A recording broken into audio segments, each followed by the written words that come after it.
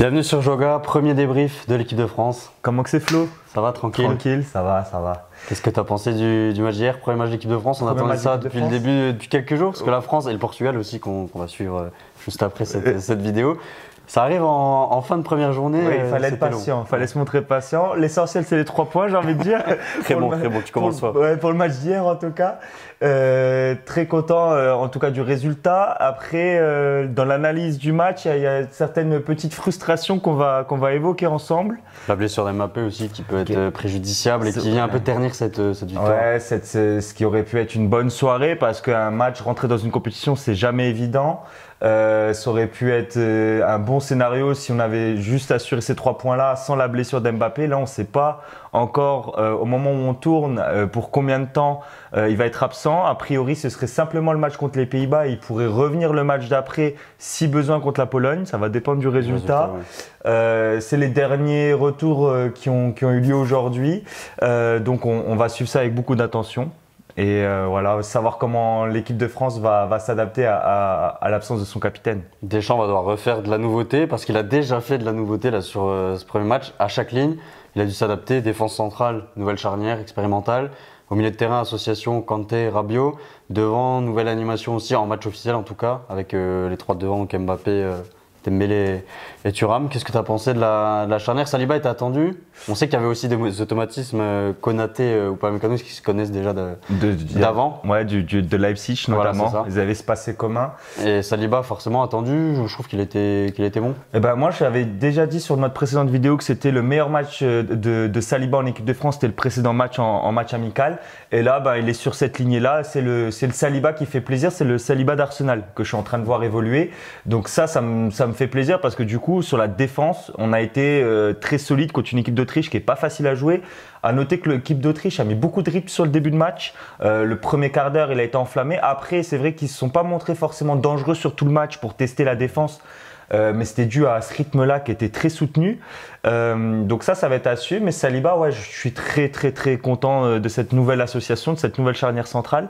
C'est vrai que je m'y attendais pas trop. Si on avait misé là-dessus sur l'avant de compétition, moi j'étais parti pour Konaté ou pas pour sûr.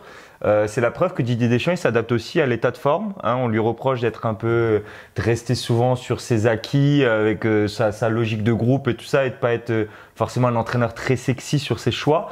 Là, il a titularisé Saliba. Je suis très content de ça. Ouais. Le milieu de terrain, moi j'ai beaucoup aimé le milieu de terrain. J'ai trouvé Adrien Rabiot énorme. Alors, ce qu'on lui a beaucoup reproché sur les dernières années, c'était d'être un petit peu trop gentil, trop tendre dans les duels, pas être un joueur assez, on va dire, travailleur dans l'impact. Et là, on voit qu'en fait, avec ses années en Italie, c'est devenu un joueur encore plus complet qu'avant en fait. Après, moi je pense que ça fait un petit moment qu'il est sur ce créneau-là, parce que même pendant la dernière Coupe du Monde, milieu à 3, tout ça, mais il était là, on solide. l'attendait moins parce qu'il avait pas de rythme. Enfin, il a pas fait les matchs de prépa. C'est ça la bonne nouvelle. C'est ça aussi qui est surprenant, tu vois. C'est ça la bonne nouvelle. Il avait 70 minutes dans les jambes apparemment. Il a joué ces 70 minutes-là avant de laisser sa place. Il les a joués à bloc et il a été très rassurant là-dessus. Moi, il m'a fait kiffer Rabiot. Il a fait des sacrés retours défensifs. Ouais, des sacrés retours. Et c'est là où on voyait qu'il a un coup de rein. Il a une vitesse une fois qu'il est lancé pour récupérer justement les joueurs autrichiens. Il a bloqué pas mal de contre-attaques. Kanté, on va beaucoup en parler parce que je pense que là, tout le monde en parle beaucoup, tous les supporters de football et pas que les Français en parlent parce qu'il est ultra étonnant.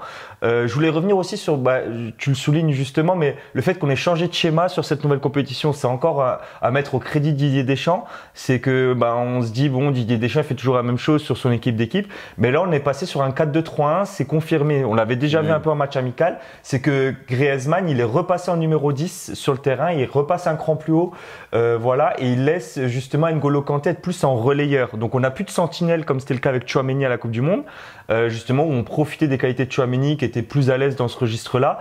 Griezmann était descendu d'un cran pour assurer l'équipe d'équipe et plus défendre. Là, il défend tout autant parce que l'Atlético, la formation, c'est ça. À un moment, il a mis un tacle, je sais pas si tu te rappelles, le long de la ligne de touche, il arrive, il attaque comme un ouf. C'est un attaquant.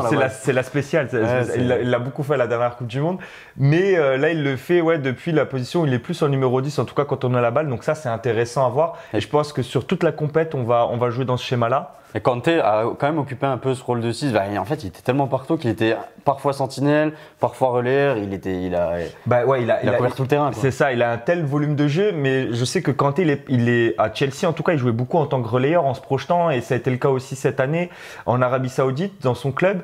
Et du coup, c'est vrai qu'il est devant la défense, il est moins à l'aise en étant un peu plus restreint. Là, il avait ce volume de jeu où il pouvait se projeter sur les séquences offensives et ensuite voir l'abattage qu'il a vraiment devant la défense et récupérer les ballons.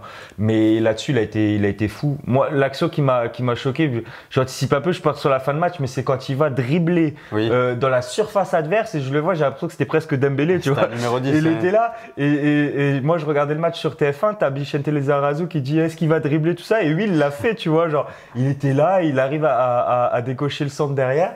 N'Golo Kanté, pour moi, ça risque d'être le joueur de ce tournoi-là. Si l'équipe de France va loin, c'est le meilleur milieu de terrain de l'équipe. Hein. Alors qu'il revient. Mais plus que ça, moi, je dirais meilleur joueur de l'équipe. Ah ouais, tiré jusque-là. Surtout au final, si Mbappé pour l'instant n'est pas là. Cite-moi qui a été meilleur hier. Griezmann était un peu en dessous et tu le sens dans l'animation, et là, on va avoir occasion aussi d'en parler. L'animation offensive, elle est vraiment perfectible. Alors, ce système asymétrique, moi là-bas, je suis pas fan, mais je trouve qu'il est. En fait, c'est pragmatique. Parce que tu as un Koundé qui joue arrière droit, qui n'est pas son poste préférentiel et qui a un profil plutôt défensif. Mais ce système asymétrique où Koundé ne monte pas trop fait que ça valorise aussi le côté gauche, le côté fort de l'équipe. Avec Théo Hernandez, tu maximises ses qualités. Avec Mbappé, s'il est là. Ça met en valeur vachement ce côté-là, ce côté gauche, avec Théo qui peut monter, répéter les efforts, aller prendre plus de risques. Par contre, l'animation devant, on nous a beaucoup vendu le duo Thuram-Mbappé, l'association des trois. Moi, je ne l'ai pas vu hier. Là, Mbappé, a priori, est forfait. Moi, j'ai envie de voir autre chose. J'ai envie de voir un Barcola parce que… J'allais te poser la question justement. Qu'est-ce que tu vois comme ligne d'attaque contre les Pays-Bas là, tout de suite ce vendredi? Dans son esprit, à Didier Deschamps, Coman joue plutôt à droite. Parce que celui qui a le plus d'expérience dans ceux qui restent, là, Coman, c'est un super sub aux yeux de Deschamps, mais il a une expérience de dingue. Donc pour moi, il pourrait démarrer à gauche, mais je pense pas que c'est ce que Deschamps va faire. Je pense que Deschamps va peut-être mettre Barcola. À toi ce que. Moi, je mettrais Coman qui a plus d'expérience. Tu jouerais avec Coman, Thuram qui reste titulaire en 9 et Dembélé. Ah non, moi je mettrais Giroud titulaire. Ah voilà, c'est ça la question. Je te l'ai dit, il faudra aller voir la vidéo. Il y a la VAR. Ouais, mais je te demandais si tu étais toujours sur ce placement-là, donc ce serait. En tout cas, ça m'a donné raison par rapport à la VAR, c'est que Didier Deschamps, Giroud n'était pas titulaire. Moi, je t'ai dit c'était le super sub. Ça c'est vrai. Mais pour moi, Thuram, il est mal utilisé. Il est utilisé plus à gauche et dans un rôle plus défensif qu'offensif, parce qu'en gros, il vient couvrir le fait que Mbappé ne défende pas à gauche. C'est ça. Mais du coup, il se disperse trop, on lui demande de jouer beaucoup balle au pied alors que c'est pas son jeu.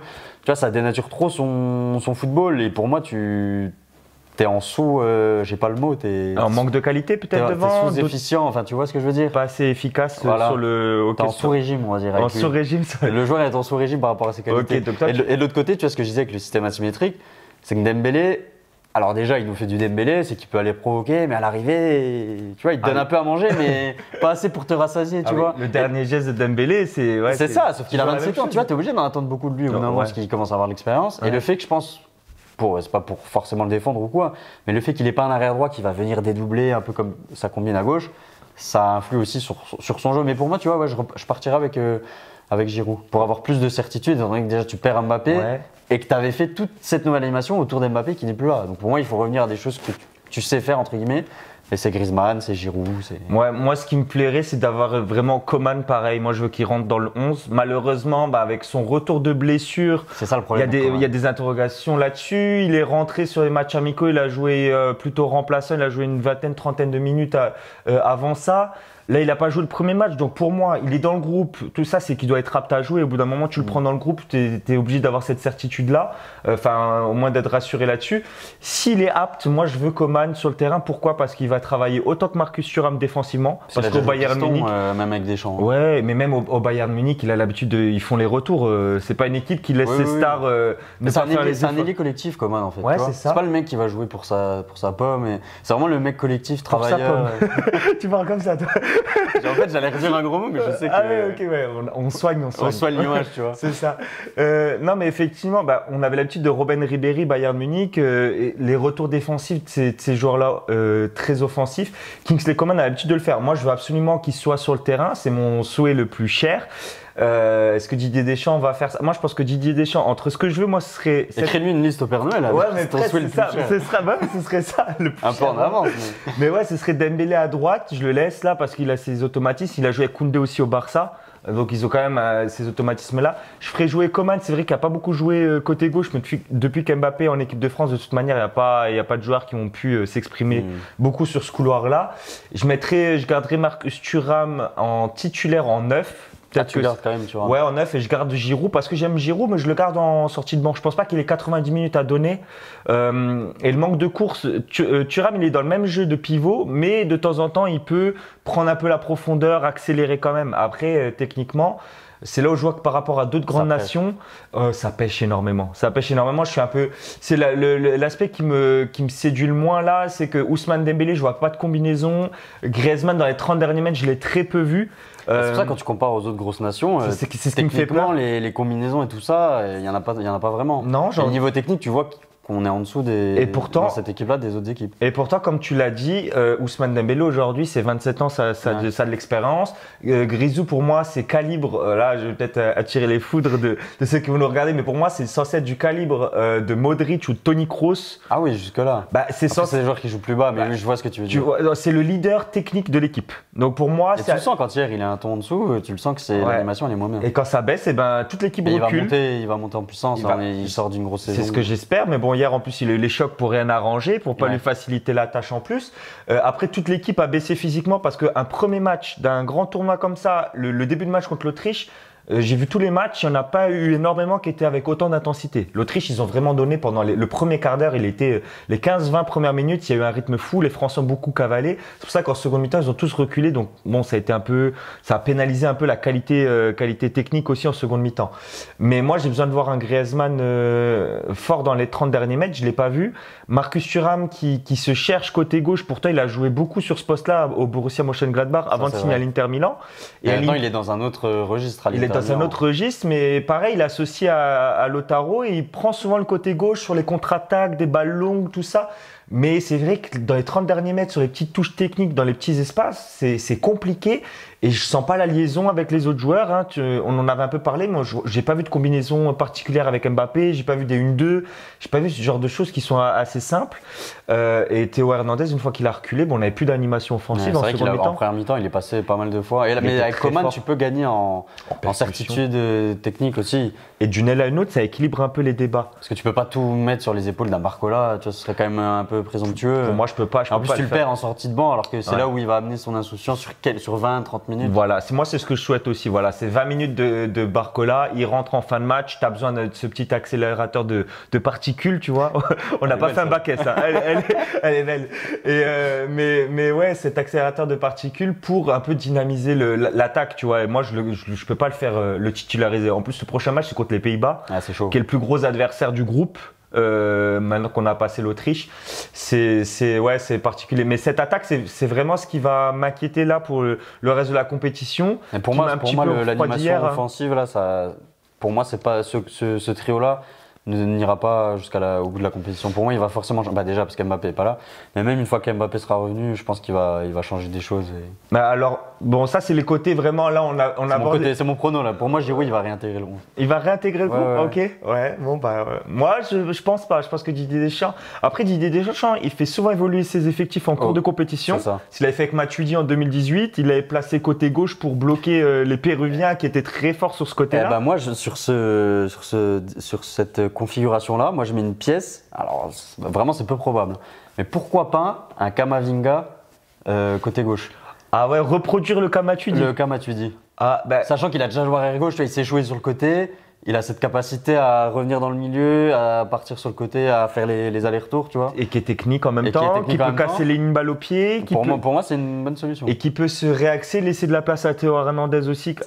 Franchement, non, ce serait pas bête. France-Pays-Bas, tu vois Camavinga milieu gauche, tu sais qu'il a regardé notre vidéo. Ah ouais, c'est ça, exactement. Tu t'as intérêt à nous dire merci Dédé. Surtout si on gagne. Didier, mets-nous dans les commentaires la prochaine composition d'équipe. Voilà, c'est ça. Mais non, mais j'y avais pas pensé. Ce serait pas bête. je le vois pas, je le vois pas le faire parce que je le vois pas tellement, enfin je le vois pas arriver. Parce que, enfin, il l'a tellement pas testé avant, ça vient tellement loin. Ça, ce serait pour s'adapter vraiment à une animation offensive forte de l'autre côté, peut-être bloquer un couloir droit très performant, peut-être qu'en cours de match, pourquoi pas. Mais intéressant, je l'avais pas du tout en tête. Non, c'est pour ça que je suis là. Hein. Ouais, très très belle. C'est mon travail. Ouais, c'est ça. On dit non, j'allais dire on dit un petit mot sur les Pays-Bas peut-être avant de conclure. Ah ouais. Notre équipe du groupe, c'était l'autre match du groupe. Je voulais faire une petite explication simplement sur parce que t'évoques un aspect qui a l'air très simple pour toi, mais l'aspect asymétrique de l'équipe. Ah. Je voulais juste expliquer en fait que du coup c'est l'explication que c'est Jules Koundé qui intègre une sorte de défense à 3 en phase offensive. C'est ça. Voilà, mais toi je sais que tu sais, hein, c'est vraiment pour ceux qui nous regardent. C'est-à-dire que Jules Koundé va venir là dans cette défense à 3 avec Dembélé qui va animer tout le côté droit et Théo Hernandez qui va pouvoir monter et plus exploiter ses qualités de contre-attaquant, ses qualités pour faire du jeu sur le côté gauche. Et c'est ce que font beaucoup les autres grosses nations. Tu regardes sur le papier, une fois qu'elles ont la balle, tu as 3 mecs à la ligne médiane. Des pistons, deux mecs devant. Quasiment toutes les équipes ont attaqué comme ça. C'est ce qui m'a frappé. Et l'Italie notamment, avec Calafiori, central gauche. Central gauche, Bastoni, parce qu'ils avaient deux arrières gauche dans les. Enfin, Dev centraux. Ouais, Dev centraux, mais gauchers. Et du coup, tu avais Di Lorenzo qui venait s'imbriquer dans cette défense. Un peu comme les latéraux de City. Voilà, c'est ça. Et pour laisser Chiesa sur tout le côté droit et profiter de Di Marco contre-attaquant dans le même profil que Théo Hernandez. Ça, tu vois, on va pouvoir en parler dans la vidéo bilan de la première journée. Et je te donnerai mon avis sur Chiesa côté droit. Et tu vois, je suis pas fan. Parfait. Un petit teasing. on finit tranquillement avec les Pays-Bas. Les Pays-Bas. Ils se sont fait peur. Wout Weghorst, encore une fois, super sub, énorme. Ah ouais. Énorme. Tu t'es emballé là, t'as été tout de suite sur la conclusion, vraiment le petit bonbon du match. Le bonbon du match, effectivement. C'est une narration inversée. Ouais, c'est ça. Qui a donné la victoire, effectivement. Weghorst, c'est un joueur qui est passé par Manchester United, donc tu sais que je l'ai particulièrement suivi, j'ai particulièrement kiffé, parce que c'est un joueur qui est très généreux, un joueur d'équipe type. C'est le joueur vraiment. Type sélection qui rentre en cours de match. Ouais, c'est ça. Bah, pour moi, c'est le même cas que Giroud, tu vois. C'est l'attaquant de surface qui va mettre le pied quand tu. Ouais, voilà, il a besoin. Et là, c'était son premier ballon touché. Effectivement, il donne la victoire. Donc, on rappelle le score victoire des Pays-Bas 2-1. Ils sont fait peur parce que. Énormément, ils sont vraiment fait peur. Je trouve que les joueurs, surtout les offensifs dans l'ensemble, ça a été décevant, tu vois. Surtout qu'on était, même moi le premier, je me suis hypé un peu tout seul là, avec les matchs de prépa et tout. Bah, 2 fois 4-0. Ça y est, ils vont rouler sur l'Europe. Memphis, je l'adore Memphis, il est bien gentil avec son bandeau, mais il était mauvais. Hein. Il était mauvais. Qu'il arrête la NBA là déjà, enlève-moi le bandeau. J'en profite, félicitations à Boston qui a été champion cette nuit. Tu fais bien. En plus, t'as la petite chemise de couleur Boston. Ouais, c'est ça. On n'avait pas prévu d'en parler, mais victoire de Boston hier. T'as que Gakpo au final qui a répondu présent. Gakpo, il a fait un vrai match. Qui a été très bon. C'est le seul qui a été vraiment au niveau. Simons qui n'a pas répondu. Tu vois, t'as l'occasion. Xavi Simons, il a une occasion dans la surface, il se manque. Alors après, c'est un jeune joueur et tout ça, mais à un moment donné. Il n'a pas impacté le match. Le coach fait aussi des choix forts en le mettant lui plutôt qu'un Malen, par exemple. Moi, j'ai trouvé son entrée très intéressante. Mais il fait aussi des mauvais choix parce que je trouve qu'il a tardé à le faire rentrer. Elle était très intéressante, mais au bout d'un moment, Simons, il n'est pas dans le match quasiment tout le match. Même fils en neuf, c'est pas. Ouais, c'est venu tard, mais bon, il s'en sort bien parce que ses changements sont gagnants parce que Weghorst, premier ballon, il marque, il vient de remplacer Depay. Malen qui a été très bon. Frimpong aussi qui rentre sur la fin de match. Donc toute l'attaque qui a bougé, c'est le signe aussi que ça n'allait pas. Ils ont eu des blessures pendant la prépa là, au milieu de terrain. Après, oui, il y a des postes où ils peuvent faire mieux. Il a quand même rappelé le petit Madsen à gauche. Peut-être qu'on va le voir jouer dans un 3-5-2 maintenant au prochain match contre la France. Mais Nathan Ake a été très bon. Hein. Ouais, Nathan Ake, j'aime beaucoup. Double passeur décisif. Ouais. C'est lui qui fait les 2 passes, il fait la passe aussi pour Weghorst. Donc, il a été très bon là-dessus. Mais les Pays-Bas s'en sortent bien sur ce match-là. Parce que c'était pas gagné. La Pologne, au final, sans Lewandowski, a fait un match plutôt cohérent avec. Ils ont été dans le rythme plus que cohérent. Et Buksa devant. Et Chesney, attention aussi, les deux. Ouais. Buksa qui a bien remplacé Lewandowski, qui marque ce but-là de la tête tout de suite. C'est par Lens, ouais, donc voilà. Et Chesney qui assure une solidité défensive parce que jusque très tard, ça a fait douter les Néerlandais. Donc, on va conclure là-dessus. On va conclure là-dessus, puis on va faire une autre vidéo bilan. Bilan de vraiment toute la première journée. Donc, on va essayer de traiter tous les favoris et les petites surprises qui a pu avoir lieu. Et dites-nous ce que vous avez pensé des choix de Deschamps en commentaire et quelle attaque vous aimeriez voir au prochain match des Bleus. Pensez au like, très important pour le référencement naturel, pour aider à ceux qui sont fans de foot, qui ne nous connaissent pas encore, parce qu'on vient de commencer forcément, à tomber sur nos vidéos et puis à nous donner de la force tout simplement. Allez, on se dit à bientôt dans une prochaine vidéo. À très vite, ciao ciao.